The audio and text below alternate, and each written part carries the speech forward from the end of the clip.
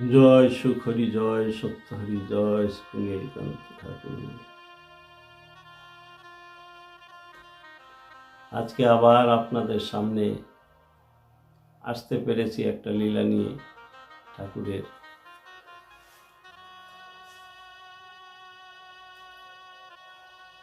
জীবতরাতে সত্যানন্দ বইয়ের 214 পৃষ্ঠায় রয়েছে ঘটনাটা, আপনারা পড়ে দেখবেন যে দণ্ডকারণে ঠাকুরের অন্তিম যাত্রা। ঠাকুর বাগদা আশ্রমেই বেশি থাকতেন। এপারে এসে, ওপারে তো বাথান বাড়িতে ছিলেন, এপারে এসে বাগদা আশ্রমে বেশি থাকতেন। আর থাকতেন ভক্তমহলে। মহৎ ভক্ত যত্র গায়ন্তী তত্র তিষ্ঠামি অর্জুন। আমার ভক্ত যেখানে আমার গায়ন করেন, যেখানে আমার নাম গুণাগুণ করেন, আমি সেইখানেই থাকি। অর্জুন নারদকে বলছেন, আমি সেইখানেই থাকি। এইভাবে যখন ঠাকুর থাকেন বিভিন্ন জায়গায়, থাকতে থাকতে কি হলো, তিনি দণ্ডকারণে এলেন। কয়েকবার এসেছেন। 1962 সালে প্রথম এসেছিলেন স্বামী বীরানন্দকে সঙ্গে নিয়ে, দ্বিতীয় এসেছিলেন রামানন্দ বীরানন্দকে সঙ্গে নিয়ে, তৃতীয় এইভাবে আবার চিন্তাহরণ আরও কে কে সঙ্গে ছিল ভক্তগণ, তাদেরকে নিয়ে এলেন। আমি যে পর্বটার কথা বলছি, এটা কেউ আশা করে না জীবনে। যে পর্বকে মানুষ আশা করে না, সেই পর্বই আজ আমার আনতে হলো। ঠাকুর সত্যানন্দ প্রভু সুন্দর শরীরটা তো তেমন ভালো নয়, তাই তিনি ভাবলেন দণ্ডকারণে যাই, যা হবে সেখানেই হবে। এই ভেবে তিনি দণ্ডকারণে এলেন পাখানজোড় আশ্রমে। তখন শরীরটা তত ভালো নয়, উৎসব হয়ে গেল। তারপরে তিনি চলে গেছিলেন, আবার এলেন। সময়টা ভাদ্র মাস।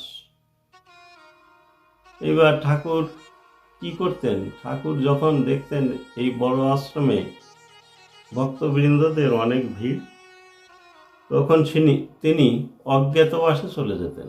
অজ্ঞাতবাস অর্থাৎ 12 বছর বনবাস, 1 বছর অজ্ঞাতবাস। ঠিক সেই অজ্ঞাতবাসের সন্ধিক্ষণে তিনি চলে যেতেন 14 নম্বর আশ্রমে। সেখানে গিয়ে একটু নিরিবিলি জীবনযাপন করতেন। কিন্তু যিনি নামকরা মানুষ, তিনি কি নিরিবিলি আর থাকতে পারেন? তিনি তো প্রচারিত হয়ে গেছেন সমগ্র জগতে। আজকে ঠাকুরেরও সেই অবস্থা।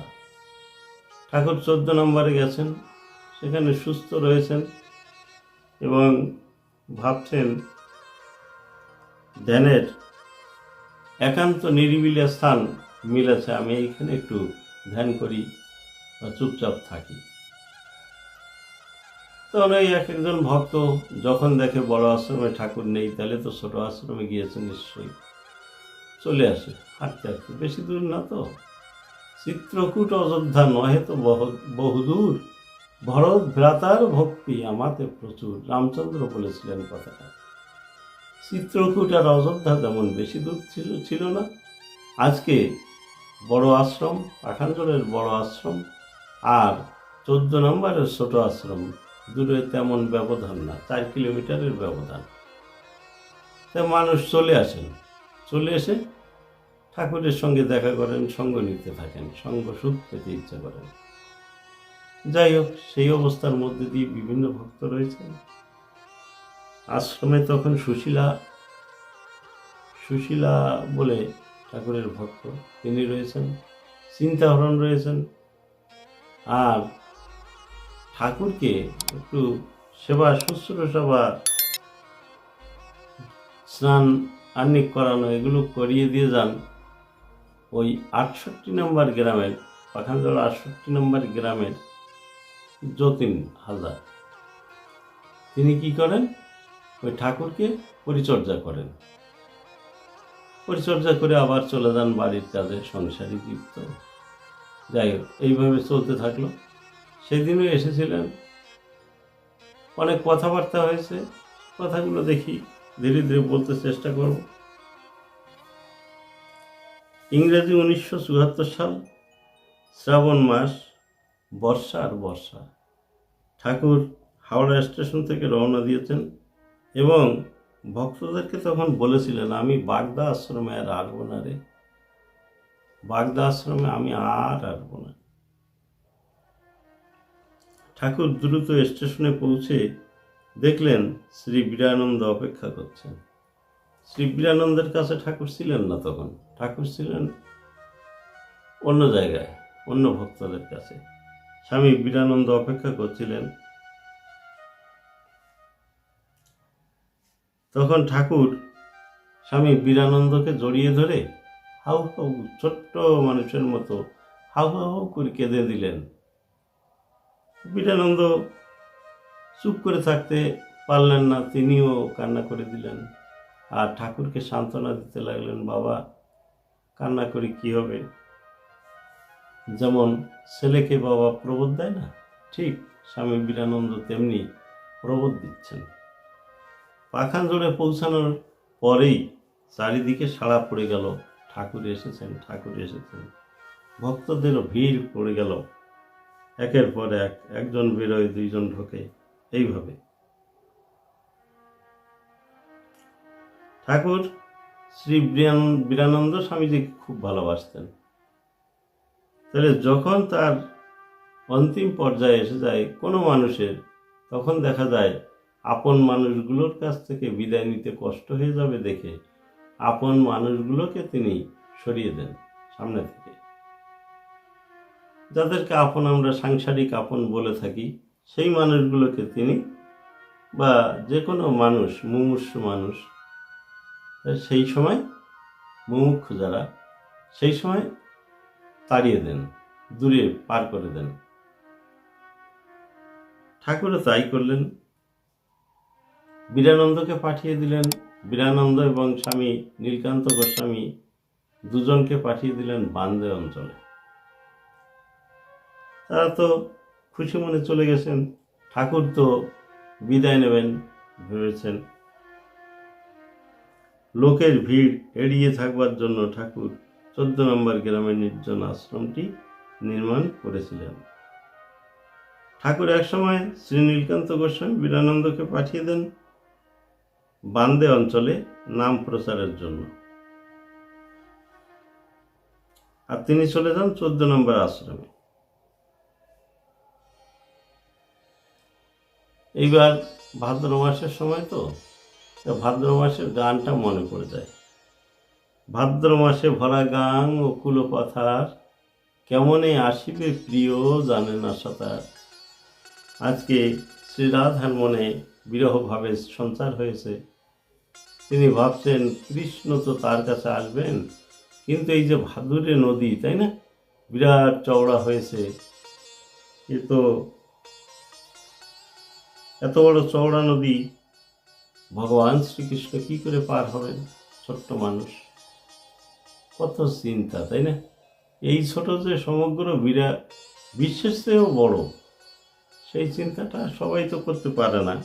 এই ভাদ্র মাস, তাই না, শরৎকাল, একটু একটু শীতের কণা গায়ে পরশ দিয়ে যায়, মানে কত কায়দা, শীতের পরশ, হিমেল পরশ, তাই না, ওইটা ধীরে ধীরে গায়ে লেগে যায়।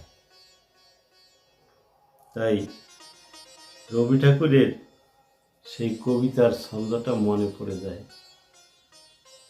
এসেছে শরৎ হিমের পরশ, লেগেছে হাওয়ার পরে, সকালবেলা ঘাসের আগায় শিশিরের রেখা ধরে।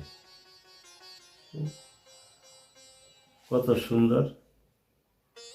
তাই সকালবেলায় শিশির পড়ে, তাই না, শিশির ভেজা ঘাসের পর দিয়ে হাঁটতে কত ভালো লাগে, তাই না। পায়ে কে যেন জল ছিটিয়ে দেয়, পা কে যেন ধুয়ে দেয়। কত সুন্দর ঠাকুরের রচনা জগৎ, তিনি অহরহ ভক্তদের জন্য, তাই না, সব কিছু করে রেখেছেন।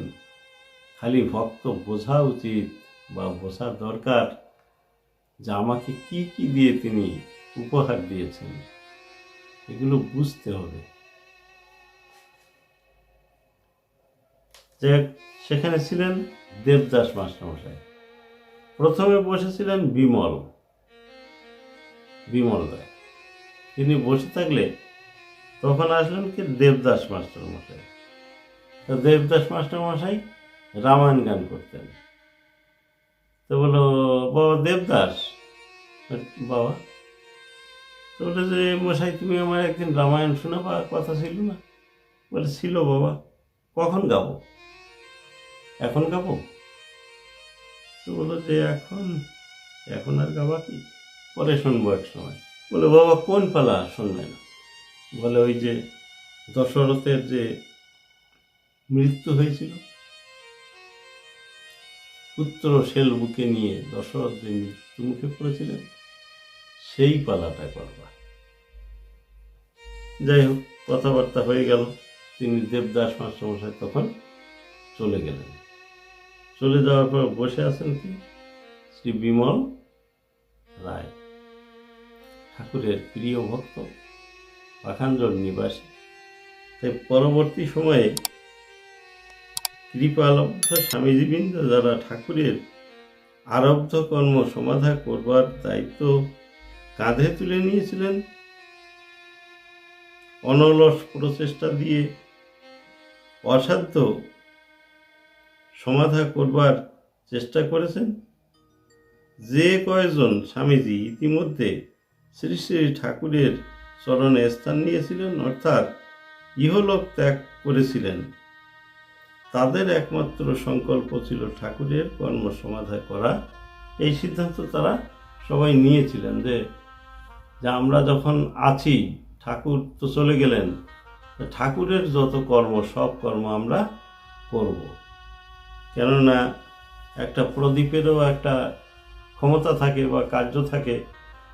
যেমন সূর্য যখন জগৎ থেকে চলে যায়, তাই না? সূর্য যখন চলে যায় তখন বলে, কে লইবে মম কার্য, কহে সন্ধ্যা রবি, শুনিয়া জগৎ রয় নিরুত্তর ছবি। যা আমি যে আলো দিচ্ছি, সমগ্র জগৎকে একবারে আলো দিয়ে যাচ্ছি, এই কার্যটা কে নেবে আমার কাছ থেকে? দায়িত্ব কে নেবে? মাটির প্রদীপ ছিল, সে কহিল, স্বামী আমার যেটুকু সাধ্য করিব তা আমি তোমার মতো জ্বলতে পারবো না, তোমার মতো সূর্য আমি না। জগৎকে টুকটাক একটু আলো দিতে পারবো, কিন্তু জগৎকে আমি সেই তাপ দিতে পারবো না, তাই না? কত কায়দা। এলে ঠাকুর বললেন যে আমি যে চলে যাচ্ছি, আমার এই কর্ম কে নেবে? তখন আশপাশে যারা মহামানব ছিলেন তারাই এগিয়ে গেলেন যে ঠাকুর, তোমার কাজ আমরাই করতে চেষ্টা করব, প্রতিশ্রুতি দিলেন। ওইখানটা আসলেন কে? রমেন বলে। রমেন তখন আশ্রমের ছাত্র, রমেন বিশ্বাস, MB 7 নম্বরের। তাহলে এই রমেন বিশ্বাস যখন এলেন, তখন তিনি পড়েন, স্কুলে এসেছেন, ঠাকুরকে প্রণাম করলেন। ঠাকুর কিছু ভালো মন্দ বলছেন না, আজকে যেন তার সমগ্র শরীর অবসন্ন হয়ে আছে। তখন শ্রদ্ধেয় বিমল বাবু তিনি জিজ্ঞাসা করলেন, ঠাকুর একে চিনতে পারছেন? কয়, মশাই আমি তো সবাই চিনলাম মশাই, কেউ তো আমার চিনল না। তাই ঠাকুরের কথা হলো এই যে তোমাদের সবাইকে আমি চিনেছি, কিন্তু তোমরা তো কেউ আমাকে চেনো নাই।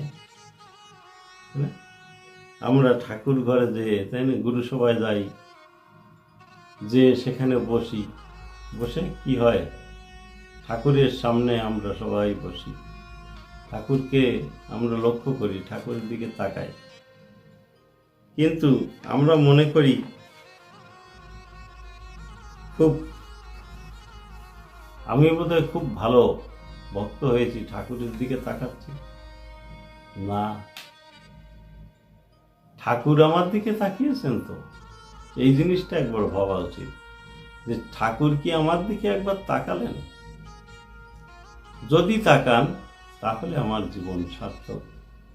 যে মানুষটার পূজা দিতে এলাম শূন্য হাতে, তাই না, শূন্য ডালা, ফুলের ডালা শূন্য অবস্থায়, যখন তার চরণে আমি শ্রদ্ধার্ঘ্য দিতে এলাম, সেই মানুষটা কি আমার দিকে তাকিয়ে তা গ্রহণ করলো, না খালি আমার দেওয়াই সার হলো? এই যে ব্যাপারটা, এটা একটা চিন্তার ব্যাপার, বিশেষ চিন্তা। যাই হোক, ঠাকুর বললেন, আমি তো কত লোককে চিনলাম, আমার একজন লোককে। এইভাবে পর্ব শেষ হয়ে গেল। ইতিমধ্যেই ঠাকুর কেমন যেন একটু আড়ষ্ট ভাব এসে যাচ্ছেন ঠাকুরের মনে। তখন হঠাৎ তিনি যেন ঘুমিয়ে পড়লেন, এরকম মনে হয়। পাশে যারা বসে আছেন তারা দেখছেন যে এটা অস্বাভাবিক ভাব, স্বাভাবিক নয়। তখন কি করবেন? ঠাকুরের কাছেই বসে থাকলেন। কিছুক্ষণ পরে ঠাকুর দেহ ছেড়েছেন। দেহ ছাড়লে পরে এইবার খবর দেবে কি? বিমল বাবু যে 14 নম্বরে পৌঁছলেন, পায়ে হাঁটা ব্যাপার, 14 নম্বরে পৌঁছলেন। 14 নম্বর থেকে এদিক সেদিক করে ভক্তদের, যা যেসব ভক্ত ঠাকুরের প্রিয় ভক্ত, তাদের একে একে বলতে লাগলেন। বলতে বলতে এখন এর মধ্যে যে রমেন, তিনি চলেছেন ডাক্তার কোথায় পাওয়া যায়। ডাক্তারের সে একটুখানি দেখলে, ভালো হোক মন্দ হোক, সে যা হবে, একটু দেখলে তিনি খুশি হবেন। কিন্তু কোথাও ডাক্তার পাওয়া গেল না। বড় হসপিটালেও নেই, ছোট ছোট জায়গায় যেখানে থাকবার সম্ভাবনা সেখানেও নেই, আর ডাক্তারকে পাওয়া গেল না। ঠাকুর তখন দেহ ছেড়েছেন। হঠাৎ দৌড়ে যেয়ে, তাই না, ঠাকুরের মাথাটা কেমনভাবে আছে, দৌড়ে যেয়ে রমেন ঠাকুরকে এই বুকে, ঠাকুরের মাথাটাই বুকের কাছে রাখলেন। তখন এক মনে বলছে যে ঠাকুর বোধহয় জীবিত রয়েছেন, এক মনে বলছে ঠাকুর জীবিত নেই। যাক, তখন স্বামী বীরানন্দকে খবর দেওয়া হলো, নীলকান্ত গোসাইকে খবর দেওয়া হলো। তারা এসে ছোট আশ্রম থেকে বড় আশ্রমে ঠাকুরকে নিয়ে এলেন। এবং এটা কেমন যেন হয়ে গেল, লোক জমা হয়ে যাচ্ছে। এই খবর তো আর বেশি সময় লাগে না, না, যার কাছে পৌঁছে যাচ্ছে সে দৌড়ে আসছে। এই করতে করতে এক সময় দেখা গেল অনেক লোক হয়ে গেল। ঠাকুর শ্রী নীলকান্ত এলেন, স্বামী বীরানন্দ এলেন। এই হলো ঠাকুরের লীলা। অন্তিম পর্ব, যে পর্ব আমরা কেউ আশা করি না, অবাঞ্ছিত পর্ব, তাই না? কেউ কি চায় তার গুরু মহারাজ, মানে গুরু মহারাজ চলে গেছেন, এই কথা শুনতে কেউ চায়? আমাদের শুনতে হবে। তয়া হৃষিকেশ হৃদি স্থিতেন যথা নিযুক্তস্মি তথা করমি। তুমি হৃদয়ে বসে আমাকে যে উপদেশ দিচ্ছ, আমাকে তা করতেই হবে। যখন দুঃখ সহ্য করার পালা এনে দিচ্ছ, তখন দুঃখ সহ্য করতেই হচ্ছে। যখন সুখের পালা এনে দিচ্ছ, সুখ ভোগ করতে হচ্ছে। এই হচ্ছে তোমার কৃপা, তোমার লীলা। যাই হোক, এখানেই রাখছি। ঠাকুরের লীলা আবার ভালো করে বলবো যখন সুযোগ পাবো। জয় সত্যহরি। ততক্ষণ ভালো থাকুন, ঠাকুরের নাম করুন। জয় সত্যহরি।